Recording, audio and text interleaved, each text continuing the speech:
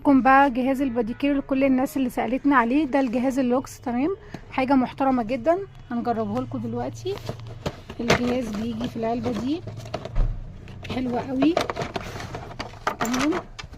الجهاز مرفق معاه الوصلة بتاعته، وصلة ميكرو USB ميكرو، ومرفق معاه كمان القطعة دي القطعة اللي بنستخدمها اول قطعة، وبيجيلنا بالشكل ده.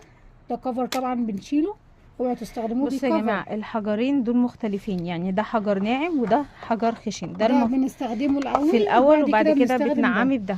بالظبط كده، بعد كده بننعم بده. تعالوا نجرب لكم ده، احنا شاحنينه ونشيل. بصوا بقى انا هجربه قدامكم. احنا بنعرف الاجهزه دي ضعيفه ولا لا ازاي؟ سرعتين. بصوا ادي اول سرعه. بصوا يا جماعه بنعرف الجهاز ضعيف ولا لا ازاي. اضغطي عليه، يعني دي اول سرعه صح كده. دي اول سرعه. بصوا انا بضغط جامد اهو، والله بضغط جامد لحد ما صباعي، بصوا صباعي اتبرى. لا الجهاز حلو قوي، الجهاز ما شاء الله ممتاز. بصوا الجهاز انا بدوس عليه اللهم بارك. لو ضعيف مش هيستحمل. بصوا ايدي اتبرت ازاي، مش هيستحمل. الجهاز لو ضعيف معانا تمام مش هيشتغل معانا. اول ما نحط صباعنا كده هيفصل معانا على طول. الجهاز ضغطه طويله بيشتغل تمام، وضغطه كمان بنعلي السرعه، وضغطه طويله بنفصل الجهاز. ما شاء الله اللهم بارك. الجهاز قوي، ضغطه طويله اهو. بصوا وكمان ده اللوكس، في انواع كتير اقل من ده احنا ما بنشتغلش فيها. ضغطه كمان نعلي السرعه، وضغطه طويله. عايزه اقول لك بقى تحفه في ثواني انت بتلاقي رجلك بقت قشطه.